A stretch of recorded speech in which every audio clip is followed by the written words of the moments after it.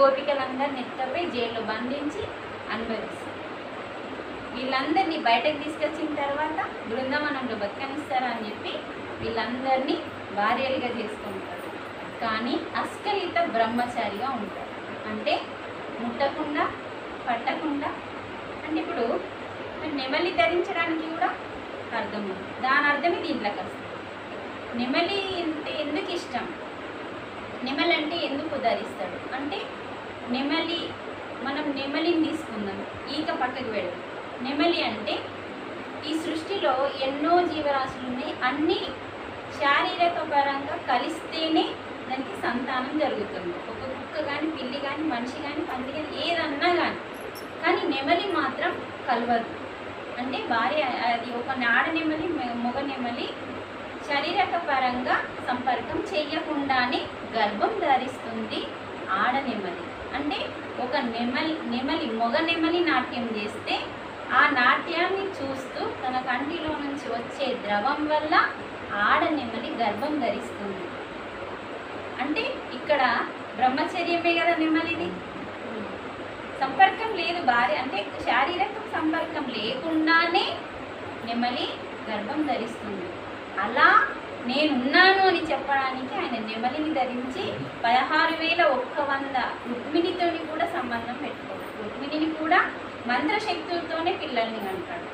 అంటే సాధన ద్వారా శక్తిని పొంది రుక్మిణికి, జాంబవతికి, సత్యవతికి వీళ్ళందరికీ పిల్లల్ని ఇస్తాడు.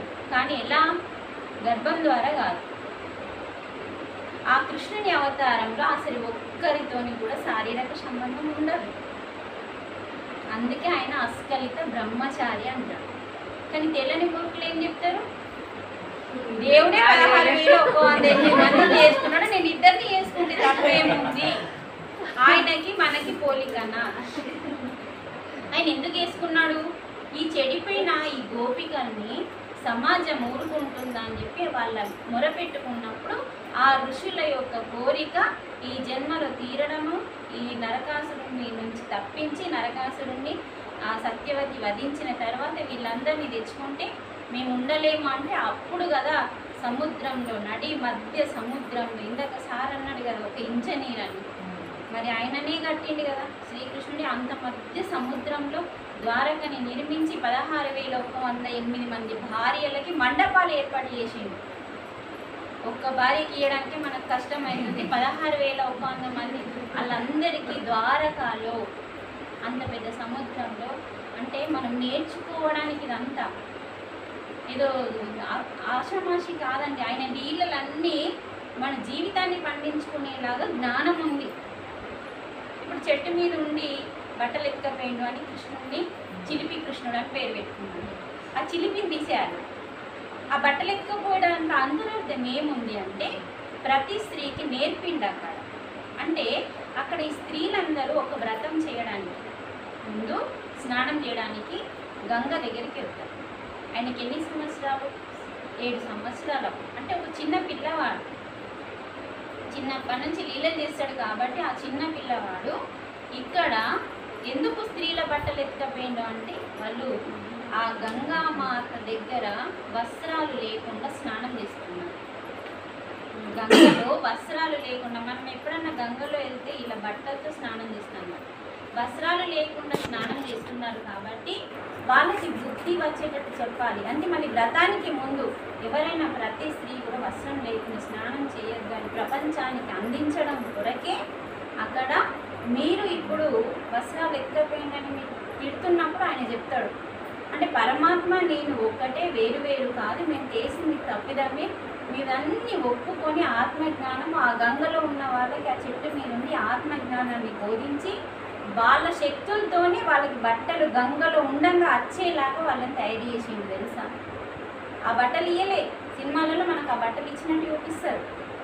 కానీ మనకి మా భాగవతంలో వ్యాస భగవానుడు ఇచ్చిన లీల ఏంటంటే వాళ్ళకి ఆత్మజ్ఞానాన్ని ఆ గంగలో ఉన్నంతసేపు ఆత్మజ్ఞానాన్ని ఇచ్చి ఆ భగవంతుడు వేరు కాదు, నేను వేరు కాదు, అంతా సమానమే అని ఎప్పుడైతే నువ్వు తెలుసుకొని ఆ పరమాత్మని వేడుకుంటావో నీ శరీరానికి వస్త్రాలు వస్తాయని చెప్పగానే వాళ్ళు ఆ జ్ఞానాన్ని నేర్చుకొని వాళ్ళు ఆచరించి చూపించుకుంటారు. అంటే ప్రతి స్త్రీ ఇలా బట్టలు లేకుండా అంటే చేయకూడదు అని ప్రపంచానికి జ్ఞానాన్ని అందించడానికి అలా లీల చేసి చూపించారు. ప్రతిదానికి అంతరార్థం ఉంటుంది. అటుకులు తింటాడంటారు, ఇష్టం అంటారు. ఇష్టం అనేది లేదు అక్కడ. ఈ ఇష్టాలు కష్టాలు తీసేయాలి. ఇష్టం లేదు, ఇష్టం ఒకటి ఉంటుంది, ఒకటి అయిష్టం ఉంటుంది అనేది లేదండి. అసలు దేవునికి అన్నీ ఇష్టమే. ఇది ఇష్టం లేకపోవడం అనేది ఉండదు. దాని అర్థం ఉంది. మళ్ళీ దాని వెనకాల అటుకులు ఏం చేస్తారు, ఉడకబెట్టి తీస్తారు. అటుకులు వీటి నుంచి రావాలి అంటే వాటిని ఉడకబెడతారు. ఆ ఉడకబెట్టినప్పుడు మళ్ళీ విత్తనము అనేది మొలకెత్తారు.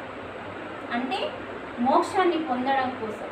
అంటే ఏదైతే మనకు వరి విత్తనం ఉందో దాని నుంచి అటుకులు రావడానికి, బియ్యం రావడానికి ఒకలాగా ప్రాసెస్ ఉంటుంది, అటుకులు రావడానికి ప్రాసెస్ వేరువేరుగా ఉంటుంది.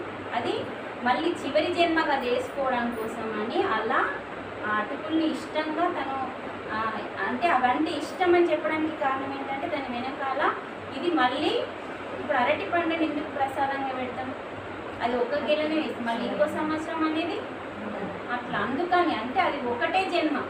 మనం కూడా ఈ జన్మ చివరి జన్మ చేసుకోవడం కోసం అని అరటి పండుని మనం ప్రసాదంగా పెడతాం. ఏ పండు తీసుకెళ్ళాం, అరటి పండే తీసుకెళ్ళాం. అరటి పండు యొక్క మాత ఎవరు, మళ్ళా కదంబల మాత. ఆమె ఎంత గొప్ప స్త్రీ, ఆ చెట్టే ఒక గొప్ప స్త్రీ. శాపం వల్ల ఆమె అరటి చెట్టుగా మారిపోయింది. ఆమె ఒక ఋషి భార్య, ఆ కోపం వల్ల దుర్వాసుని భార్య అలా మారిపోయింది. ఆ కోపం వల్ల అంటే ఆమె మనకిచ్చిన జ్ఞానం ఏంటంటే మళ్ళీ మనము పూర్తిగా భగవంతుని ప్రసాదము చివరి జన్మ